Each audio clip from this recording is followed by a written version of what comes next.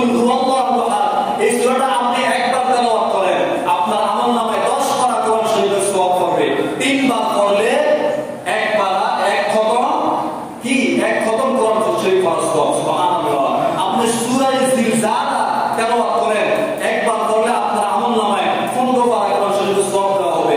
2 বার পড়লে এক খতম কোরআনের সওয়াব।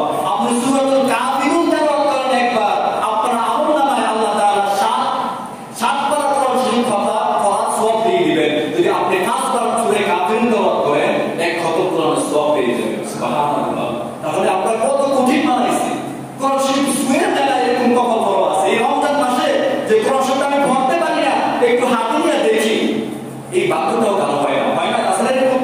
আরে ভাই, 3 জিনিসের দিকে তাকাইলে, যে সে তাকাইলে তার ফজিলত তার সওয়াব দেখা হয়। সুবহানাল্লাহ। 1 নাম্বার, যে মক্কা মদিনার দিকে তাকায় থাকলে কি হয়? তার আমলনামায় সওয়াব দেখা হয়। পিতামাতার চেহারার দিকে যে ব্যক্তি নেক নজরে তাকায়, পিতামাতার চেহারার দিকে তার আমলনামায় নেকি লেখা হয়। আর কোরআনুল কারীমের দিকে শুধু তাকায় থাকলে তার আমলনামায় নেকি লেখা হয়। সুবহানাল্লাহ। সুবহানাকা লা ইলমা লানা ইল্লা মা 'আল্লামতানা ইন্নাকা আনতাল আলীমুল হাকীম। ক্বালা রাব্বি ইশরাহ লি সাদরি ওয়া yassir li amri wahlul 'uqdatan min lisani yafqahu qawli। আলহামদুলিল্লাহ। মহান আল্লাহ রব্বুল আলামিনের দরবারে লাখো কোটি শুকরিয়া যে মহান আল্লাহ রব্বুল আলামিন আমাদেরকে এই পবিত্র রমজান মাসের বরকত মাসের দ্বিতীয় জুমার দিন, দ্বিতীয় জুমার নামাজ পড়ার উদ্দেশ্যে আল্লাহ তাআলা আমাদেরকে আল্লাহ তাআলার ঘরে আসার বসার তৌফিক দিয়েছেন। সেই মহান আল্লাহ রব্বুল আলামিনের দরবারে সকলে শুকরিয়া আদায় করি। আলহামদুলিল্লাহ। আল্লাহ তাআলার দরবারে আরো শুকরিয়া যে আল্লাহ রব্বুল আলামিন আমাদেরকে এই কঠিন মহামারীর সময় আল্লাহ তাআলা সুস্থতার নিয়ামত দিয়ে আল্লাহ তাআলা সুস্থ রেখেছেন। সেই মহান আল্লাহ রব্বুল আলামিনের সুস্থতার নিয়ামতের শুকরিয়া আদায় করি। আলহামদুলিল্লাহ। পবিত্র রমজান মাস একটি বরকতের মাস, রহমতের মাস, নাজাতের মাস, মাগফিরাতের মাস। আল্লাহ তাআলার সবচেয়ে বড় নিয়ামত যে আল্লাহ তাআলা সুস্থতার হায়াত দিয়ে আমাদেরকে এখনো বাঁচিয়ে রেখেছেন।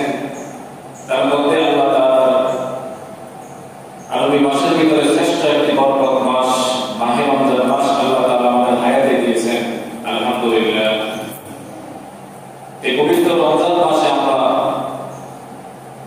আল্লাহ তাআলা আমাদেরকে একটি পবিত্র মাস দিয়েছেন। এই মাসে আমরা আমাদের সময়টা, জীবনটাকে আমরা কিভাবে কাটাবো সেই নির্দেশনা আল্লাহ রাসূলকে বলে গেছেন। যে রমজান মাসে আমাদেরকে বেশি বেশি ইবাদত করতে হবে, বেশি বেশি তওবা ইস্তেগফার করে, যাতে আমরা ছোট মাসুম নিষ্পাপ, যেরকম বাচ্চারা নিষ্পাপ থাকে, কোনো গুনাহ থাকে না, ওইরকম যাতে নিষ্পাপ আমরা বেগুনাহ মাসুম হয়ে যেতে পারি। এই জন্যই এই রমজান মাস। রমজান মাস এত বরকতের মাস, যেই মাসে আল্লাহ তাআলা অন্যান্য মাসের চেয়ে এরকম রহমত, ইবাদত, বন্দেগীর ফজিলত, সওয়াব আল্লাহ তাআলা দ্বিগুণ করে দিয়েছেন। সুবহানাল্লাহ। সেই রমজানের মাস, দ্বিগুণের মাস যদি আমরা পেয়ে আমাদের সময়টাকে যদি আমরা কাজে না লাগাইতে পারি, তাহলে আমরা কি হতভাগা। আর আল্লাহ রাসূলের কথা অনুযায়ী আমরা কি ধ্বংস। যদি আমি আপনার রমজান মাস পেয়ে আমরা আমাদের জীবনের গুনাহ ক্ষমা না করতে পারি, তাহলে আমরা কি হয়ে যাব? ধ্বংস হয়ে যাব। দুনিয়ার ক্ষেত্রে যদি যারা চাকরিজীবী করে, ব্যবসা বাণিজ্য করে, বা সরকারি কোনো অফিসে যারা চাকরি করে, যদি সরকার যদি বলে বা কোনো অফিসের মালিক যদি বলে যে তোমরা এমন একটা মাস আছে, এই মাসে তোমরা যদি বেশি ডিউটি করো, বেশি কাজ করো, তাহলে তোমাদেরকে কি করা হবে? তোমাদের ভাতা, বেতন, ভাতা, স্যালারি তোমাদের কি করা হবে? দ্বিগুণ দেওয়া হবে। দ্বিগুণটা কিরকম দিবে? হতে পারে 1 মাসের কাজের বিনিময়ে 5 দিন বা 10 দিনের কি এরকম বোনাস বা দ্বিগুণ দিবে, তার চেয়ে বেশি দিবে না। তো মানুষ দ্বিগুণ পাওয়ার জন্য দিন রাত 24 ঘন্টা মেহনত করে না? যদি বলে যে তোমাকে ওভারটাইম দেওয়া হলো, সারাদিন ডিউটি করার পর ওভারটাইম করে কিছু কি আরো বেশি অর্থ কামাই করার জন্য। কিন্তু আল্লাহ তাআলা আমাদেরকে এমন একটি মাস দিয়েছেন যেই মাসে মানুষ এরকম অর্থ উপার্জন করার জন্য কোনো কোম্পানির মালিক, কোন রাষ্ট্রের সরকার প্রধান 1 মাস ডিউটি করার কারণে কাউকে কি 70 গুণ এরকম কোন বোনাস দেয় না, হয়তো অল্প সামান্য কিছু বোনাস দেয়। কিন্তু আল্লাহ তাআলা এই পবিত্র মাসে যদি কোনো বান্দা ইবাদত বন্দেগী করে, একটা ফরজ আদায় করে, তো সে যেন 70টা ফরজ আদায় করবে। সুবহানাল্লাহ। একটা নফল যেটা আমরা অবহেলা করি, কিন্তু সেই নফল ইবাদতটা যে ব্যক্তি করলো সে যেন একটি ফরজ ইবাদত করবে। সুবহানাল্লাহ। কিন্তু আমরা এত বড় সুখবর, এত বড় এরকম উপহার সুযোগ পাইও আমরা কি করি না, কাজে লাগাই। কিন্তু দুনিয়ার ক্ষেত্রে যদি আপনি যদি সারাদিন মাঠে কাজ করি, এখন তো মাঠে কাজ করে রৌদ্র দিয়ে, যদি একটা মানুষের হাজিরা বা তার শ্রম যদি তার হয় 500 টাকা, যদি বলে আপনি আরো 2 ঘন্টা ডিউটি করেন আপনাকে আরো 300 টাকা দেওয়া হবে, সে সারাদিন কষ্ট করার পর এই কঠিন রৌদ্র দিয়ে এত বড় দিনে দিয়ে তারপর সে 2 ঘন্টা ডিউটি করবে কিসের জন্য? 300 টাকার জন্য। কিন্তু আল্লাহ তাআলা এমন একটা মাস দিয়েছেন যেই মাসে মানুষ একটা নফল ইবাদত করবে, আল্লাহ তাআলা তাকে একটি ফরজের সওয়াব দিয়ে দেন। সুবহানাল্লাহ। কিন্তু আমরা দুনিয়ার কোনটা লাভ হয় কোনটা লস হয় এটা আমরা দেখি, হিসাব করি। লস হবে এটা আমি চাই না, আমার লাভটাই আমি চাই। কিন্তু পরকালে যে আমার লস হয়ে গেছে এটা আমি কি চিন্তাও করি না। আমি মনে করি যে আগে দুনিয়া যেটা আমার সামনে আছে আগে আমি ওটা শেষ করি, পরটা পরকালে দেখা যাবে। পরটা যদি পরকালে দেখলে ওই সময় কিছু করার সুযোগ আছে? কিছু করার সুযোগ নাই, শুধু আফসোস করা ছাড়া পরকালে আর কিছু করার কি নাই, সুযোগ নাই। এই জন্য আমাদেরকে এই পবিত্র রমজান মাসটাকে আমাদের ইবাদত বন্দেগীতে আমাদের কাটাতে হবে। হয়তো এখন আমাদের এই সময় এই মৌসুমে অনেকের মাঠে ঘাটে এরকম কাজ চলে আসছে। হ্যাঁ, আপনি কাজ করেন, কিন্তু এমন কাজের মনে করবেন না যে এমন একটা মাস যে আপনার কাছে আসছে, বরকতের মাস, ওই মাসটাকে আপনি ভুলে যাবেন না। আপনি দিনে কাজ করেন, অন্তত রাত্রে কি ইবাদত বন্দেগী করেন। তাহলে হতে পারে আপনার এই কাছে এই মাসটা শেষ হয়ে গেল, আগামী রমজান মাস আপনার হায়াতে জুটলো না, তাহলে আপনি কি করবেন? হ্যাঁ, কাজ করেন, দিনের বেলায় কাজ করেন, রাত্রে বেলায় আল্লাহ তাআলার শুকরিয়া আদায় করেন, আল্লাহ তাআলার হুকুমগুলো পালন করেন। তাহলে এই পবিত্র রমজান মাসকে মর্যাদা করা হবে। আর রমজান মাস এই জন্য আসছে, যে উদ্দেশ্যে রমজান মাস আমাদের কাছে আসছে গুনাহ মাফ করার জন্য, তাহলে আমরা দিনের বেলায় কাজ করব। যদি কাজ থাকে, এমন কাজ থাকে যে আমি ইবাদত করতে পারি না, তাই বলে এমন ইবাদত না যে আমি কাজের কারণে ফরজ তরক করে ফেললাম, এরকম হয়নি। এরকম হয়ে যায় যে কাজের সাথে 5 ওয়াক্ত নামাজও ঠিক মতন করে না, তার এমন ব্যস্ততা, এমন কাজ, কিন্তু নামাজ যে তার একটা বড় কাজ সেটা সে মনে করে না। তার ভিতরে আবার রমজান মাস। সাবধান, আপনি মাঠে হাতে কাজ করেন, কিন্তু আপনি নামাজ ছাড়বেন না, নামাজ যত সময় আদায় করে নেবেন, এটা আমাদের খেয়াল রাখতে হবে। তো রমজান মাস এমন একটি মাস, এই মাসে আল্লাহ তাআলা তার বান্দাদেরকে ফরজগার, মুত্তাকিন, তাকওয়াবান হওয়ার সুযোগ করে দিয়েছেন। সুবহানাল্লাহ। আর আল্লাহ তাআলা এমন সুসংবাদ দিয়েছেন যে যে ব্যক্তি যার ভিতরে এই কাজগুলো থাকবে সে মুত্তাকিন, ফরজগার হতে পারবে, আল্লাহ তাআলা তাকে করবেন মুক্ত করে দিবেন, তাকে আল্লাহ তাআলা বড় উপহার দিবেন। বড় কোনটা? যেই বড় কি নাই, শেষ নাই। এজন্য আল্লাহ তাআলা বলেন, ইন্নাল মুসলিমিনা ওয়াল মুসলিমাত ওয়াল মুমিনিনা ওয়াল মুমিনাত ওয়াল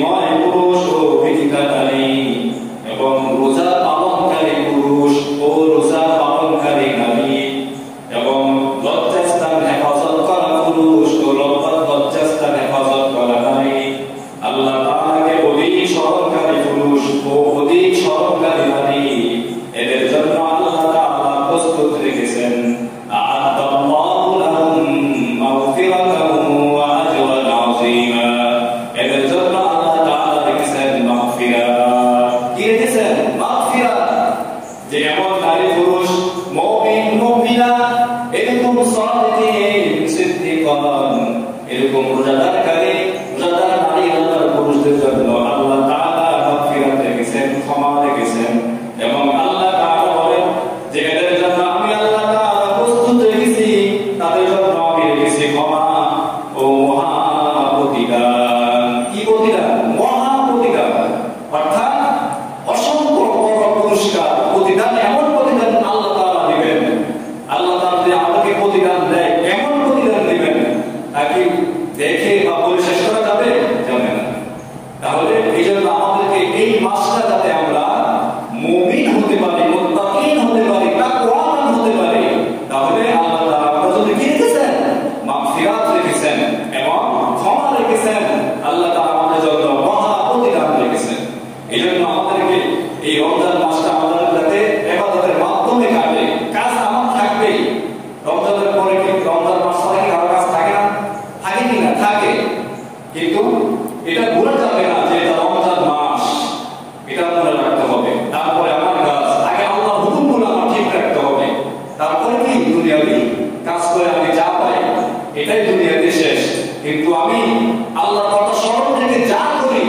এটার প্রতিদান দুনিয়াতে আছে এবং পরকালেও আছে এটা আমাদের খেয়াল রাখতে হবে তো রমজান মাস পেয়ে আমরা যারা এই রমজানের হক আদায় করতে পারি না তাদের মতো কপাল পড়া আর হতে পারে আমাদের সমাজে দেখবেন রমজান এটা কি ওয়াজিব না ফরজ ফরজ একটা ইবাদত যে এটা একটা ফরজ ইবাদত নামাজ একটা সাবালেক যারা আছে যাদের উপরে নামাজ ফরজ হয়েছে তাদের উপরে কি রোজাও ফরজ কিন্তু দুঃখের বিষয় যে আমাদের ঘরের ভিতরে আমি রোজাদার কিন্তু আমার সন্তান যার উপরে নামাজ ফরজ রোজা ফরজ এমন ছেলে মেয়ে রোজা রাখে না এরকম ঘর আছে কিনা এরকম ঘর আছে যেই ঘরে পিতা মাতা তারা সচেতন যেটা ফরজ ইবাদত মানতে হবে না হলে গুনাহ হবে তারা রোজা রাখে কিন্তু তার ঘরের সন্তান তার ছেলে বা তার মেয়ে যার উপরে রোজা ফরজ হয়ে গেছে কিন্তু সে রোজা রাখে না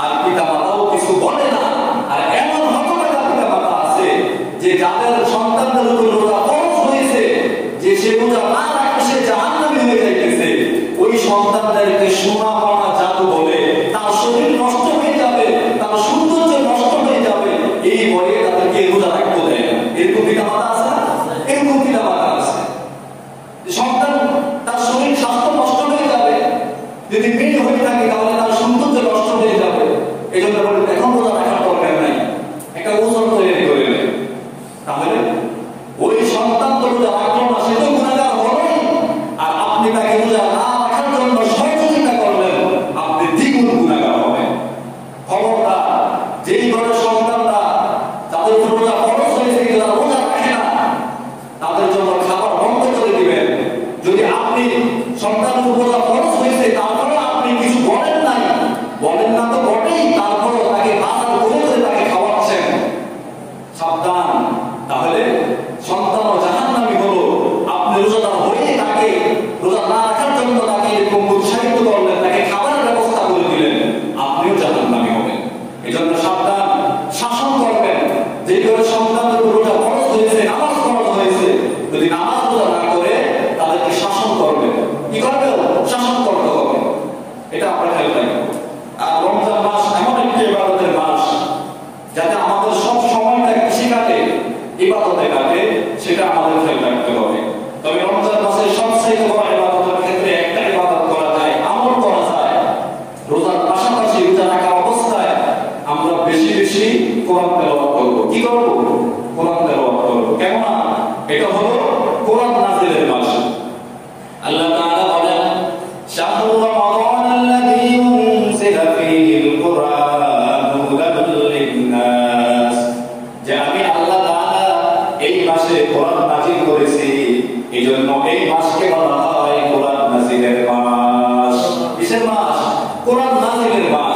যেই মাসে যে জিনিসটা আবিষ্কার হয়, যেই মাসে যে জিনিসটা নাযিল হয়, ওইটাকে তো আমাদের বেশি কি রাখতে হবে, স্মরণ রাখতে হবে।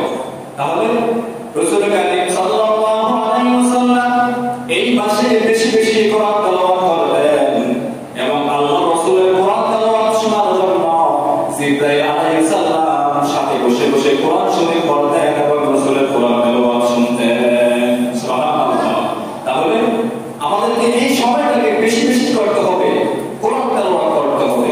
কোরআন তেলাওয়াতের এত ফজিলত যে রমজান মাসে যদি কোনো মানুষ কোরআন শরীফ নাও পড়তে পারে, তার জন্য একটা সুযোগ আছে, কোরআন শরীফ শোনা। কি করা? কোরআন শরীফ শোনা। সেটা হলো তারাবি নামাজে। কিসের নামাজে? তারাবি নামাজে কোরআন শরীফ শোনার কি তার সুযোগ আছে। যে ব্যক্তি কোরআন পড়লো তার তো সওয়াব হয়, নেকি হয়, প্রত্যেকটা হরফের বিনিময়ে নেকি পাই হয়েছে। তাও আবার রমজান মাস, একে এক নয়, একে 70 গুণ সওয়াব।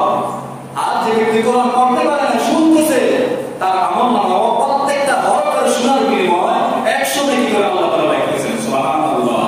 আপনারা কোরআন শরীফ পড়তে সময়ও পাই না, যা পড়িও না, আর যারা তারাবি নামাজও পড়ি না, তারা কি করলেন এই মাসে? অনেক কাছে আবার 8 টাকা পড়ে, 8 টাকা পড়ে কি চলে যায়। আরে ভাই, আপনি 8 টাকা আর 20 টাকা সেটা করো না, বড় হলে আল্লাহ রাসূল এই মাসে রমজান মাস আসলে আল্লাহ রাসূল বেশি বেশি ইবাদত বাড়ায় দিতেন। সুবহানাল্লাহ। ইবাদতের মান, ইবাদতের পরিমাণ কি করতেন? অন্য মাসে সে বাড়ায় দিতেন। আমরা কি অন্য মাসে এমন কেউ আছে যে ফরজের পাশাপাশি 1008 টাকা কখন নামাজ পড়ে? কারো সৌভাগ্য হয় না, হয় না। কিন্তু আপনি রমজানে একটা সুযোগ পাইছেন যে 20 টাকার তারাবি পড়ার সুযোগ পাইছেন, তাও যদি আপনি 8 টাকা 4 টাকা একবার না পড়ে যদি আপনি চলে যান, তাহলে আপনি কি করলেন? যেখানে আল্লাহ রাসূল রমজান মাস আসলে ইবাদত বাড়ায় দিতেন, আর আমরা কি কমাই দিয়েছি। মনে হচ্ছে আমরা নবীজির চেয়ে বেশি পরিষ্কার আমলদার হয়ে গেছি, এটাই তো মনে করি। তা না হলে আপনি যদি মনে করেন যে আমরা যথেষ্ট পরিমাণে ইবাদত হয়ে গেছে, আমার আর লাগবে না, আমার 2 টাকা 4 টাকা 8 টাকা না পড়লেও চলে, না পড়লেও কি চলে, তাহলে আপনি বলেন না। যদি আপনি এরকম গ্যারান্টি পান, এরকম গ্যারান্টি দিতে পারবে যে আমার ইবাদত আর লাগবে না, কেউ গ্যারান্টি দিতে পারবে? পারবে না। তাহলে যেখানে রমজান আসলে আমাদের ইবাদত বাড়ায় দেওয়ার কথা, সেখানে আমরা কি করিও না, আর যদি করি সেটা অল্প পরিমাণ। এজন্য আমাদেরকে এই মাসে বেশি বেশি কোরআন তেলাওয়াত করতে হবে, শুনতে হবে। তার শোনার ভিতরে একটা মাধ্যম হলো কি তারাবি নামাজ। আমরা যারা তারাবি নামাজ পড়ি বা পড়াই, যারা কোরআন আয়াতগুলো শুনেন, প্রত্যেকটা অক্ষর, প্রত্যেকটা হরফের বিনিময়ে আপনি 100 কি করে পাচ্ছেন। সুবহানাল্লাহ, সুবহানাল্লাহ। আর যারা ইফতার করে ঘরে শুয়ে আছেন, শুধু ফরজটা আদায় করে, এশা ফরজটা আদায় করে, কোনো ওজন নাই, কোনো জরুরত নাই, কোনো হাজত নাই, তাহলে আপনি এই সওয়াব থেকে বঞ্চিত হলেন এবং কি করেন? গুনাহগার হবেন। এজন্য সাবধান, এই রমজান মাসে আমরা বেশি বেশি কোরআন তেলাওয়াত করব। কোরআন তেলাওয়াতে এত ফজিলত, যে এত ফজিলত যে আপনি যদি একটা অক্ষর তেলাওয়াত করেন, আল্লাহ তাআলা এই রমজান মাসে কি করবে? আমাদের জন্য দ্বিগুণ সওয়াব ফজিলত দিয়ে দিবেন। সুবহানাল্লাহ। আপনি কোরআন শরীফ পুরো পড়তে পারেন নাই, সূরা ফাতিহা পড়তে পারেন না? সূরা ফাতিহা পড়তে পারেন না কেউ আছে? কেউ তো নাই, সবাই তো পারে। ভাই কারো একটু শুদ্ধ, কারো একটু অশুদ্ধ, কিন্তু পড়তে তো পারে। নদী সাগর এবার নৌকা বানায়, আর সাঁতারে ফাঁপায়, সাগর নদী তো বানাইতে পারে নাকি?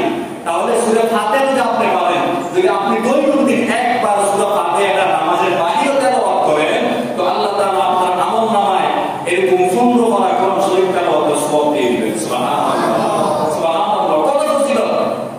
আপনি কি বাহানা করছেন, কি উত্তর দিচ্ছেন যে আমি কোরআন শরীফ পড়তে পারি না, আর আপনি সূরা ফাতিহা না পড়েন? আপনার জন্য আল্লাহ তাআলা যদি একবার সূরা ফাতিহা তেলাওয়াত করে, তার আমলনামায় 15 পারা কোরআনের সওয়াব। যদি আপনি 2 বার তেলাওয়াত করেন, তাহলে কয় পারা? 30 পারা, এক খতম কোরআনের সওয়াব। সুবহানাল্লাহ। আপনি সূরা ইখলাস পারেন কিনা? পারেন। কুল হুয়াল্লাহু আহাদ, এই সূরাটা আপনি একবার তেলাওয়াত করেন, আপনার আমলনামায় 10 পারা কোরআন শরীফের সওয়াব হবে।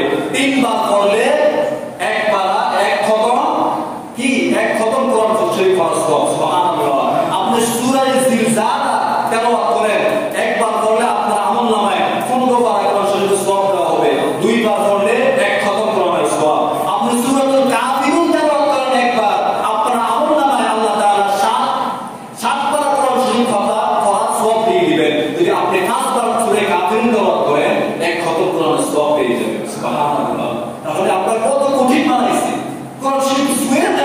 কপাল বড় আছে। এই রমজান মাসে যে কোরআন শরীফ আমি পড়তে পারি না, একটু হাতে নিয়ে দেখি, এই বাক্যটাও ভালো হয় না, হয় না? আসলে এরকম।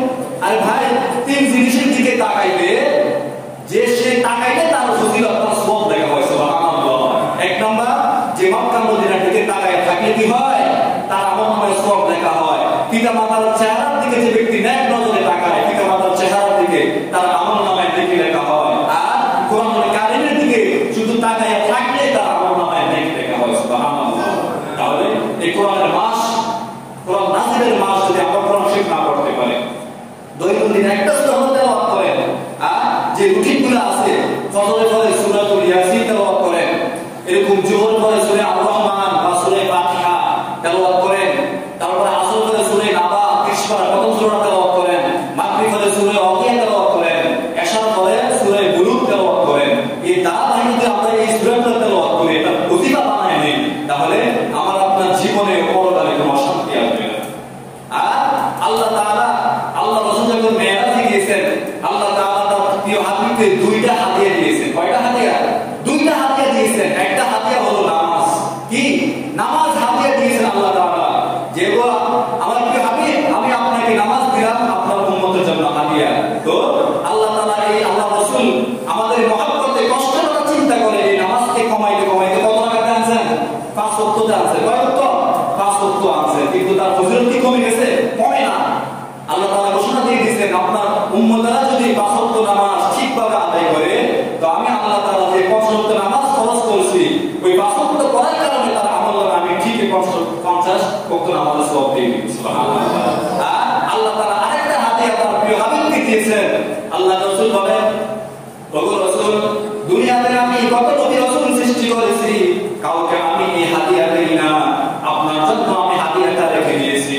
আমি যখন আরশে আজিম তৈরি করলাম, তখন আমার আরশে আজিমের কাছে আমি এই হাদিয়াটা আপনার জন্য রেখে দিয়েছি। সেই হাদিয়াটা হলো যে আপনি সূরাতুল বাকারা শেষের 2 আয়াত আল্লাহ রাসূলকে আল্লাহ তাআলা হাদিয়া দিয়েছেন। সুবহানাল্লাহ। সূরা বাকারা শেষের 2 আয়াত আল্লাহ তাআলা তার প্রিয় হাবিবকে কি দিয়েছেন? হাদিয়া দিয়েছেন। আল্লাহ তাআলা বলেন, আল্লাহ রাসূল বলেন, যে ব্যক্তি সূরাতুল বাকারা শেষের 2 আয়াত পড়ে রাতে ঘুমায়, আল্লাহ তাআলা তার জীবনের নিরাপত্তা, তার মালের নিরাপত্তা, তার ঈমানের নিরাপত্তা আল্লাহ তাআলা দিবেন। সুবহানাল্লাহ। আমরা তো নিরাপত্তার জন্য কত পুলিশ বা বডিগার্ড দারোয়ান রাখি না? এমনকি নিরাপত্তার জন্য ঘরের ভিতরে কুকুর পালে কিনা? নিরাপত্তার জন্য ঘরের ভিতরে কুকুর পালে। তাই রে, আপনি কি চিন্তা করছেন, যদি আপনার পালিত কুকুর যদি আপনার ঘরে যায়, ঘরে ঢুকে, আপনার ওই ঘরে রহমত প্রবেশ করবে না। রাসূল কারীম সাল্লাল্লাহু আলাইহি সাল্লামের কাছে একদিন জিবরাইল আলাইহিস সালাম ওহী নিয়ে আসতেছেন, কিন্তু জিবরাইল আলাইহিস সালাম ঘরে ঢুকতেছেন না। আল্লাহ রাসূল বলেন, হে জিবরাইল, আপনি ঘরে আসেন। জিবরাইল আলাইহিস সালাম ঘরে আসতেছে না, বলতেছে, আপনি কেন ঘরে আসেন না? জিবরাইল আলাইহিস সালাম বলেন, ওগো রাসূল, আমি ঘরে যাওয়ার মতো কোনো পরিবেশ নাই, যে এমন অবস্থা হয়েছে যে আমি ঘরে যাইতে পারি না।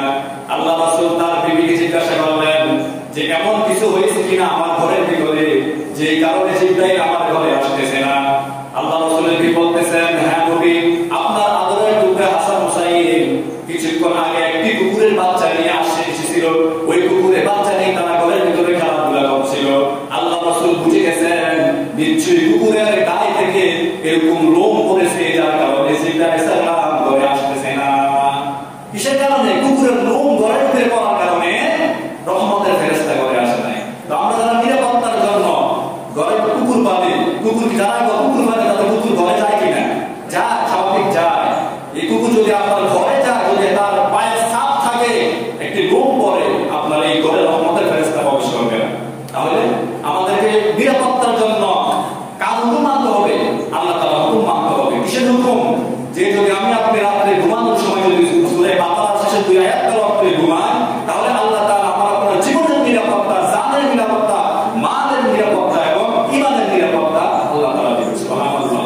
এজন্য আমরা এই রমজান মাসে কি করব? বেশি বেশি কোরআন তেলাওয়াত করব। আর রমজান মাসে একটা ইবাদত করার সুযোগ আছে, যেটা আমরা অন্যান্য মাসে পারি না, সেটা হলো কি? তাহাজ্জুদের নামাজ। এই ইবাদতটা চালু করেন, কারণ যদি আমরা ভোর রাতে সেহরি খাওয়ার জন্য উঠি, একটা সুযোগ আছে না? একটা সুযোগ আছে। যে আপনি তাহাজ্জুদ নামাজ পড়েন, ফরজ নামাজের পরে সবচেয়ে মূল্যবান ইবাদত হলো তাহাজ্জুদ নামাজ পড়া। তাহলে আপনি এই নামাজ পড়ে আল্লাহ তাআলার কাছে আপনি যা চাইবেন আল্লাহ তাআলা আপনাকে তাই দিয়ে দিবেন। সুবহানাল্লাহ। আল্লাহ রাসূল তার জীবনে কখনো তাহাজ্জুদ নামাজ কি করেন না, কাজা করেন নাই। এজন্য আমরা এই অবস্থা করতে পারি, এই অবস্থা আমরা বলতে চাই এর জন্য উঠি আমরা কি করব, তাহাজ্জুদ নামাজটা আমরা আদায় করে নিব। আর এই রমজান মাসে আরেকটি সুযোগ আছে যে এই রমজান মাসে আমরা কি এমন কোন ব্যক্তি আছে যে আমি চাই না যে আমি এই রমজান মাসে একটা রোজার বিনিময়ে 10টা রোজার সওয়াব পাই? এরকম আমরা সবাই চাই কি না? চাই যে আমি একটা রোজার বিনিময়ে 10টা নয়, 20টা নয়, 50টা নয়, 100টা নয়, আপনি চাইলে 500, 1000, 2000 রোজার সওয়াব পাইবেন। সুবহানাল্লাহ, সুবহানাল্লাহ। যেই রোজার সওয়াবের কোনো কি নাই যে আপনি এর ফজিলত অবশ্যই পাবেন, অবশ্যই পাবেন। যেমন একটা আমল আছে যে রমজান মাসে যে ব্যক্তি চাইলে সে কি করতে পারে, একটা রোজার বিনিময়ে সে আরো কি 10টা, 20টা, 50টা, 100টা, 500টা রোজার ফজিলত পেতে পারে। এই জন্য আল্লাহ রাসূল বলেন ওই সিস্টেমটা, ওই ফজিলত কামাই করতে হলো কি, যে ব্যক্তি কোন রোজাদারকে ইফতার করায় ওই ব্যক্তির আমলনামায় সমতুল্য আরেকটি রোজা রাখার সওয়াব আল্লাহ তাআলা লিখে দেন। সুবহানাল্লাহ। সবচেয়ে বড় আমল কিন্তু এটা। রমজান মাসে আমরা বেশি বেশি কোরআন তেলাওয়াত করব এবং রোজাদারদের কি করব, ইফতার করাইব। আমার আপনার রোজা কবুল হয় কি হয় না কোনো গ্যারান্টি আছে? গ্যারান্টি নাই। কিন্তু আমি যদি একটা ব্যক্তিকে ইফতার করাই, এই রোজার ফজিলত অবশ্যই আল্লাহ তাআলা আপনাকে দিবেন। যদি আপনি দৈনন্দিন একজন ব্যক্তিকে ইফতার করান তাহলে 30 দিনে কয়টা ব্যক্তি হলো, কয়টা রোজা হলো? 30টা রোজা হলো। আপনি নিজেও রোজা রাখলেন, দৈনন্দিন একটা ব্যক্তিকে আপনি ইফতার করার কারণে আপনি কি তার সাথে আরো 30টা, 60টা রোজার ভাগী হয়েছে। সুবহানাল্লাহ। যদি দুইজন ব্যক্তিকে ইফতার করান, যদি আপনি 5 জনকে করান, 10 জনকে করান, যদি আপনি একটা ইফতার পার্টি করে যদি আপনি 500 লোক, 200 লোক, 300 লোক ইফতার করান, তাহলে আপনার কত রোজার ফজিলত আপনার আমলনামায় লেখা হয়ে যাবে। সুবহানাল্লাহ। এইজন্য আমরা কি করব, এই আমলটি বেশি বেশি করব। আর বেশি বেশি আমরা এই রমজান মাসে তাসবিহ তাহলিল পাঠ করব। বেশি বেশি সুবহানাল্লাহ, আলহামদুলিল্লাহ, আল্লাহু আকবার, লা ইলাহা ইল্লাল্লাহ, সুবহানাল্লাহি ওয়া বিহামদিহি, সুবহানাল্লাহিল আযীম, লা হাওলা ওয়া লা কুওয়াতা ইল্লা বিল্লাহ, এবং বেশি বেশি দুরূদ শরীফ পাঠ করব। এই তাসবিহগুলো কি আমরা রোজা রাখা অবস্থায় আমলগুলো করবেন, তাহলে আপনার রোজাটা কি হবে, সম্মানিত হবে, সম্মানিত হবে। বেশি বেশি দুরূদ শরীফ পড়বেন, বেশি বেশি ইস্তিগফার করবেন, আর বেশি বেশি কি করব, দোয়া করব। কারণ আল্লাহ তাআলা এই রমজান মাসে এমন একটা সময় রেখেছেন যে সময় দোয়া করলে বান্দা যা চায় আল্লাহ তাকে তাই দিয়ে দেন। সুবহানাল্লাহ। সেই সময়টা হলো কখন, ইফতারের মুহূর্তে। ইফতারের মুহূর্তটা আমরা ইফতার নিয়ে টেনশন থাকি, ইফতার তৈরি নিয়ে একটা ব্যস্ততা থাকি। আমরা পুরুষের যদিও সম্ভব হয়, মা বোনদের, মহিলাদের সম্ভব হয় না যে ইফতার আগে একটু দোয়া করি, কারণ তারা ইফতার এরকম পরিবেশনা করতে তারা কি যায়, সময় চলে যায়। এমন মানুষ আছে যে সময় মতো ইফতারটা করতে পারে না। এই জন্য স্ত্রীর কাজে সহযোগিতা করে একটু কি করবেন, যাতে ইফতার আগে একটু দোয়া সুযোগ করা যায়, পাওয়া যায়, আমাদের সেই চেষ্টা করতে হবে। ওই সময়টা আল্লাহ তাআলা যে ব্যক্তি যেই দোয়া করবে আল্লাহ তাআলা সেই দোয়া করবে। আর দোয়া সব দোয়ার প্রথমে আমরা বেশি বেশি কি করব, দুরূদ শরীফ পড়ব। কারণ দুরূদ শরীফ যদি আপনি না পড়ি, ওই দোয়া আল্লাহ তাআলার দরবারে কি হয় না, কবুল হয় না, কবুল হয় না। আপনি যতই দোয়া করেন, যেই দোয়াতে দুরূদ শরীফ পড়া হয় না, এই দোয়া জমিন এবং আসমানের মাঝখানে লটকায় থাকে, কি থাকে, ঝুলতে থাকে। যেমন আমরা যদি মোবাইলে যদি ব্যালেন্স না থাকে, টাকা না থাকে, যদি আমরা কাউকে মেসেজ করি, মেসেজটা কি যায়, পৌঁছে না। আমার মোবাইল থেকে মেসেজটা লেখাটা চলে যায় কি করে, মধ্যবর্তী স্থানে অবস্থান করে, যায়ও না আসেও না, ঠিক না? তো যেই দোয়াতে দুরূদ শরীফ পড়া হয় না, ওই দোয়াটা আল্লাহর দরবারে পৌঁছায় না, এটা আকাশে ঝুলতে থাকে।